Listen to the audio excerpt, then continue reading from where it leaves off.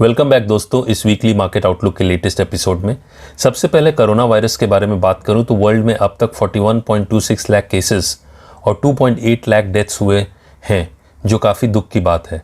और रफली 1/3 केसेस और डेथ्स सिर्फ यूएस में हुआ है, जिसमें न्यूयॉर्क अभी भी सबसे आगे है। रशिया इस हफ्ते भी फास्टेस्ट कोरोना केसेस वाला कंट्री रहा।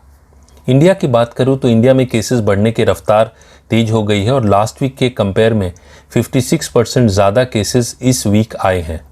और महाराष्ट्र नंबर 1 स्टेट है जहां ऑलमोस्ट 1/3 केसेस और डेथ्स हुए हैं। पॉजिटिव खबर ये रही कि जापान ने एंटीवायरल ड्रग रेमडेसिविर की यूजेज की परमिशन दी है। इसके अलावा यूएस एफडीए, जो यूएस का ड्रग रेगुलेटर है, उसने मॉडर्ना थेरापेटिक्स नाम की कंपनी को एक वैक्सीन की क्लिनिकल ट्रायल्स की परमिशन दी है। साथ साथ कैलिफोर्निया ने लास्ट फ्राइडे से धीरे धीरे बिजनेसेस को खोलना शुरू कर दिया है और न्यूयॉर्क 15 मई से फेज्ड मैनर में खुलना शुरू हो जाएगा। इंडिया का 3rd फेज का लॉकडाउन 17 मई को ख़त्म हो जाएगा। आशा है कि यहाँ भी फेज्ड मैनर में लॉकडाउन हटाया जाएगा। कुछ ट्रेन्स 12 मई से शुरू हो जाएंगी, जो एक अच्छी खबर है। साथ साथ प्रिकॉशन भी लेना बहुत ज़रूरी है। यूएस मार्केट्स की बात करूं तो लास्ट वीक एक बहुत अच्छी तेज़ी देखी गई, जिसके मेन रीजंस थे US China trade talks resumption और कोविड-19 लॉकडाउन रिलैक्सेशन पॉसिबिलिटी और better than expected Chinese export data. Dow Jones और S&P 500 में करीब 3% की तेज़ी देखी गई, लेकिन सबसे ज़्यादा गेंस नैस्डैक में देखे गए, ऑलमोस्ट 6%।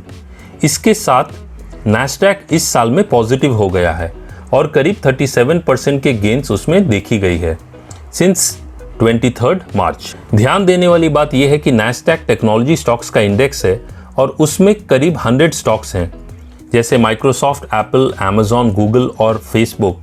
ये 5 की ही वेटेज करीब 45% है।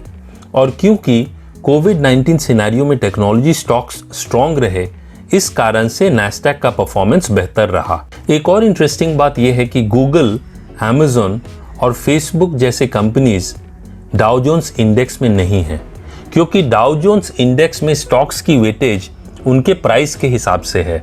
और क्योंकि गूगल करीब $1300, अमेजॉन करीब $2400 है, इस कारण से डाउ जोन्स में यदि ये स्टॉक्स शामिल होते तो इनका वेटेज बहुत ज़्यादा हो जाता। इस कारण से गूगल, अमेजॉन और फेसबुक जैसे स्टॉक्स डाउ जोन्स में नहीं है। एक अच्छी बात यह रही कि यूएस का CBOE विक्स, जिसे वोलेटिलिटी इंडेक्स या फिर फियर इंडेक्स कहते हैं, उसमें करीब 25% की गिरावट आई, जो ये बताता है कि इन्वेस्टर फियर कम हुआ है। यूएस इकोनॉमिक डेटा फ्रंट पे अप्रैल में 20.5 मिलियन जॉब लॉसेस हुए, जो 14.7% अनएम्प्लॉयमेंट रेट था और जिसे 1939 के ग्रेट डिप्रेशन के बाद से सबसे बड़ा लॉस कहा जा रहा है। इसके अलावा यूएस एनालिस्ट्स ने S&P 500 कंपनीज के Q2 अर्निंग्स एस्टीमेट को 28% घटा दिया है। यूरोप की बात करूं तो जहां एक तरफ यूरो स्टॉक्स 50, जो यूरोप के टॉप 50 कंपनीज से बना है, और साथ साथ जर्मनी का डैक्स इंडेक्स में मामूली तेजी देखी गई। ब्रिटेन का इंडेक्स FTSE में 3% की तेजी देखी गई, जहां फ्रांस के CAC 40 में मामूली गिरावट देखी गई। लास्ट वीक यूरोजोन के फाइनेंस मिनिस्टर्स की मीटिंग हुई थी। उसमें उन्होंने कंपनीज को चीप क्रेडिट लाइंस देने की बात की, जो 1 जून से इंप्लीमेंट हो जाएगा till 2022। On news front, Germany के कॉन्स्टिट्यूशनल कोर्ट ने यूरोपियन सेंट्रल बैंक के बॉन्ड बाइंग प्रोग्राम के कुछ पार्ट्स को अनकॉन्स्टिट्यूशनल कहा है और 3 महीने का समय दिया है जवाब के लिए।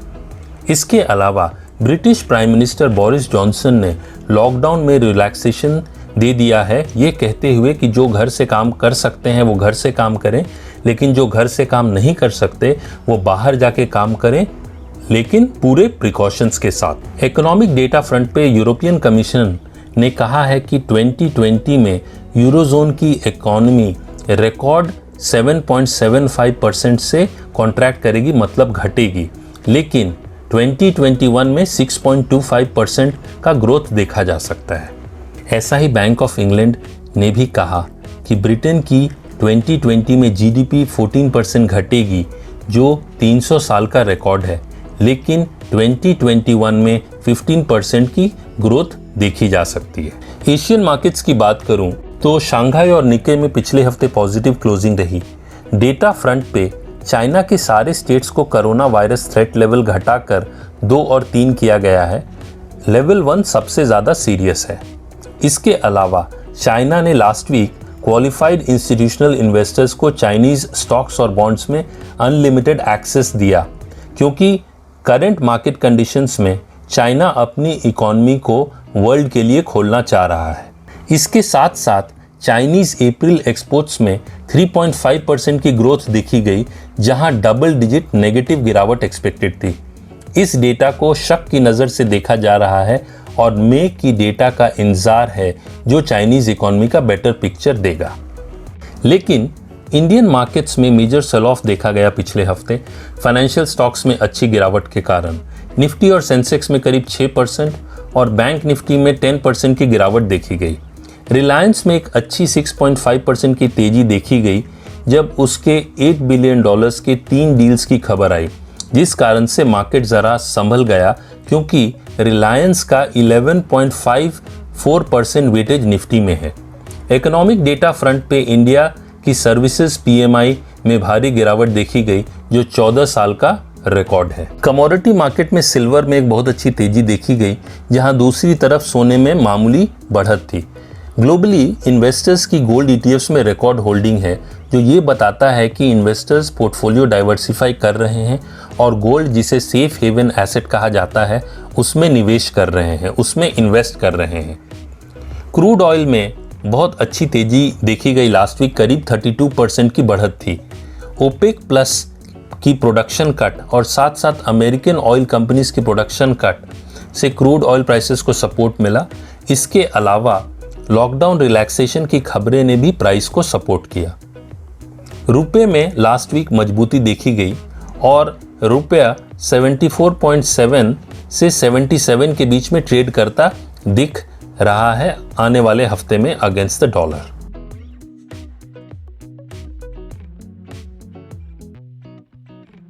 मार्केट की डेटा की बात करूं तो FIIs ने जनवरी से अप्रैल तक 89,069 करोड़ की सेलिंग की है, जहां DIIs डोमेस्टिक इंस्टीट्यूशनल इन्वेस्टर्स ने 73,484 करोड़ की बाइंग की है। पिछले हफ्ते सेक्टर्स में बैंकिंग इंडेक्स वर्स्ट परफॉर्मर था और फार्मा इंडेक्स बेस्ट परफॉर्मर था। मई सीरीज में सबसे ज़्यादा ओपन इंटरेस्ट 10,000 और 9,500 के कॉल ऑप्शन में और 9,000 और 8,000 के पुट ऑप्शन में देखा जा रहा है। इसका मतलब है कि 9,000 और 9,500 का रेंज काफ़ी इंपॉर्टेंट रहेगा। अब पुट कॉल रेशियो मतलब PCR के बारे में बात करूं तो वो करीब 1.33 है। इसका मतलब है कि अभी भी पुट्स ज़्यादा हैं कॉल्स से सिस्टम में। इस हफ्ते होने वाले मेजर ग्लोबल इवेंट्स में 12 मई को US और चाइना का अप्रैल का इन्फ्लेशन डेटा और US सुप्रीम कोर्ट में डोनाल्ड ट्रंप के फाइनेंशियल रिकॉर्ड्स को लेकर हियरिंग है। 13 मई को US federal reserve chairman Powell की स्पीच है US इकॉनमी पे। साथ साथ ब्रिटेन का Q1 GDP डेटा भी रिलीज होगा, जिसमें 2.5% की गिरावट एक्सपेक्टेड है। 15 मई को US और चाइना का रिटेल सेल्स और इंडस्ट्रियल प्रोडक्शन डेटा है और जर्मनी का GDP ग्रोथ रेट डेटा भी है, जिसमें 2.1% की कॉन्ट्रैक्शन यानी गिरावट एक्सपेक्टेड है। इंडिया की बात करूं तो 12 मई को industrial production data for March और कंज्यूमर इन्फ्लेशन डेटा मतलब CPI data for April release होगा और 14 मई को WPI यानी wholesale price index data release होगा। इंडियन मार्केट अभी भी स्टिमुलस पैकेज के इंतजार में है, देखते हैं कि क्या होता है। इसके अलावा नोमुरा सिक्योरिटीज़ जो एक जापानीज कंपनी है, उसने इंडिया का FY21 का GDP फोरकास्ट को 0.4% से घटाकर -5.2% कर दिया है। मतलब इंडिया की इकॉनमी उनके अनुसार नेगेटिव ग्रोथ रेट दिखा सकती है और इसके साथ इंडिया का फिस्कल डेफिसिट GDP का 7% तक जा सकता है, जिससे इंडिया की रेटिंग पे भी नेगेटिव असर पड़ सकता है, ऐसा नोमुरा सिक्योरिटीज ने कहा। कंपनीज की बात करूं तो रिलायंस की राइट्स इशू का रिकॉर्ड डेट 14 मई रखा गया है।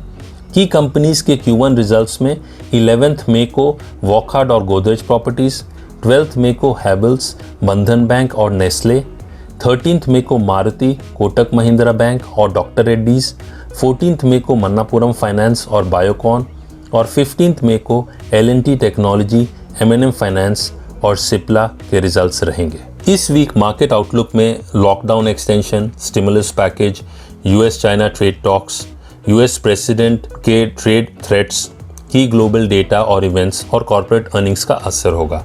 टेक्निकली लॉन्ग टर्म में मार्केट में वीकनेस देखी जा सकती है और शॉर्ट टर्म जो इंडिकेटर्स हैं वो साइडवेज मार्केट प्रेडिक्ट कर रहे हैं। इंडिया विक्स लास्ट वीक बढ़ के आया था जो एक कॉज ऑफ कंसर्न हो सकता है। निफ्टी के मेजर लेवल्स की बात करूं तो सपोर्ट 8,900 और 8,650 पे देखा जा सकता है और रेजिस्टेंस 9,550 और 9,910 पे है। बैंक निफ्टी की बात करूं तो बैंक निफ्टी का सपोर्ट 18,700 और उसके नीचे 17,900 पे है, जहां रेजिस्टेंस 20,650 और 21,950 पे देखा जा सकता है। मार्केट करंटली साइडवेज जोन में है तो इसमें सपोर्ट रेजिस्टेंस लेवल्स काफ़ी अच्छा काम करते हैं। आज के लिए इतना ही। Stay safe and trade with caution. जल्द मिलते हैं। Thank you.